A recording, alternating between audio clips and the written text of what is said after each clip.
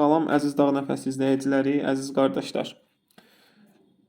Çox insan yazır, soruşur məndən ki, qoyunları qapalı şəraitdə necə saxlaya bilərəm? Saxlanarkən hansı şərtlərə əməl etməliyəm? İnşallah bu gün bu mövzu haqqında ətraflı şəkildə real təsərrüfat təcrübələrinə əsaslanaraq danışacağam. Qardaşlar, onu bilin ki, qoyunu öldürən soyuq hava deyil, görünməyən havadır. Ən böyük yanlış düşüncə, yəni deyirik öz aramızda ki, külək gəlməsin, qoyun üşüyər. Yəni bu əsasən düzgün düşüncə deyil də. Qoyun -10, -15 dərəcə soyuğa qədər dözə bilir. Yəni, amma amoniaklı, rütubətli havaya isə dözə bilmir. Yəni, peyin və sidik qarışaraq amoniak qazı yaradır. Yəni bu qaz ümumiyyətlə yəni qoyunun iç qatını yandırır, ağciyəri yandırır. İmmuniteti zəiflədir, bala salımında problemlər yaradır. Yəni bunun qarşısını almaqdan ötürü ilk növbədə yəni adi bildiyimiz kimi tövləyə giririk, 1-2 dəqiqə orada qalırıq. Yəni əgər hava qoxulayan, havanı çəkəndə burnunuz yanırsa, gözləriniz sulanırsa, boğazınız qıcıqlanırsa, bu hava qoyun üçün zərərlidir. Heç insan orada bir müddət qaldıqda dözə bilmir, yəni qoyun necə ona dözsün. İkincisi əsas yəni ventilyasiya sistemi olmalıdır, yəni. Necə olmalıdır? Yəni elə ən çox səhv də burada edilir. Qapı pəncərə bağlayırıq ki, isti olsun, ay qoyun üşüyər, nə bilim, qoyun xəstələnər. Bu düzgün yanaşma deyil. Qapalı tövlədə hər gün yəni hava dəyişməlidir, amma külək vurmamalıdır. Belə deyim də, yəni aşağı hissədən, tövlənin bir tərəfi pəncərədən hava girməlidir, yuxarıdan tavan hissəsindən də çirkli hava çıxmalıdır. Yəni hava bir sözlə yəni qoyunun üstünə vurmamalıdır. Amma tövlədən çıxıb getməlidir, yəni çıxmalıdır. Bir də qardaşlar, hamının bildiyi amma yanlış etdiyi mövzulardan da biri tövlə çirkli qalmasıdır. Peyin hər gün təmizlənmir, üstünə quru material, yəni əlavələr olunur, alt qat yavaş-yavaş parçalanır, istilik verir həmin qat. Amma elə real təhlükə də burdan yaranır.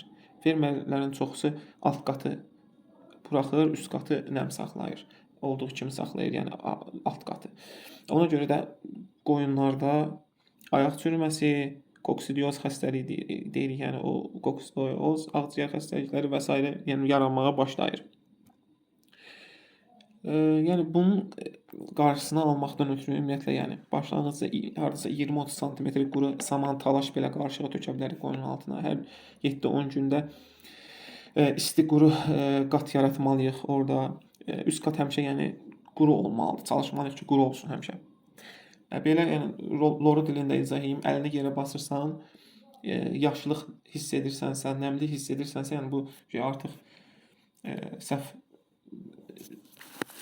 başlayır, yəni səhv olur da. Bu ki, ümumiyyətlə yəni düzgün tətbiq etmək lazımdır ki, qoyun xəstələnməsin, qapalı şəraitlərə əməl olunsun, saxlanmasına, qoyunların qapalı şəraitdə saxlanmasına əməl olunsun.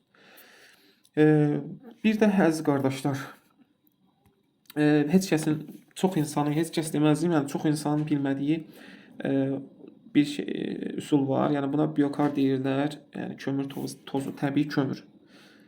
İndi bu mövzu haqqında sırf inşallah elə bu mövzudan sonra çalışacağam bir mövzuda o haqqında danışım. Çünki yəni mən istifadə etmişəm şəxsən çox yəni faydalıdır. Yəni amoniak qazını ümumiyyətlə məhv eləyir. Yəni biokar dediyimiz nə edir? Yəni amoniak qazının özünə bağlayır, nəmliyi balanslayır, qoxunu yəni azaldır. Məsələn o 100 kiloqram quru samana 5-10 kiloqram odun kömürü, yəni odun kömüründə o biokarı əlavə edirik, yerə veririk də. Nəticə olaraq da havanı yüngülləşdirir, öskürəyi azaldır. Hətta çıxan peyin belə super gübrə olur da, yəni istifadə edə bilirsiniz. Bir də gözə görünməz stres var, yəni o biz hiss eləmirik onu. Qapalı tövlədə sıxlıq yaranır. Stres yaradır, yem paylanmasını pozur, bala zəifləyir. Yəni tövlədə, qapalı şəraitdə sıxlığı aradan qaldırmaqdan ötürü ilk növbədə bir ana qoyun üçün 1 metr, 1 metr yarım yer olmalıdır. Bala dövründə isə 1 metr 80 sm, 2 metr kvadrat yəni yer olmalıdır ki, quzu balası yaxşı hərəkət edə bilsin. Belə edə bilərsiniz ki, qardaş, hər səhər fermanızı, tövlənizi yoxlaya bilərsiniz. Havanı qoxlaya bilərsiniz, iyləyə bilərsiniz, döşəməni əllə yoxlaya bilərsiniz.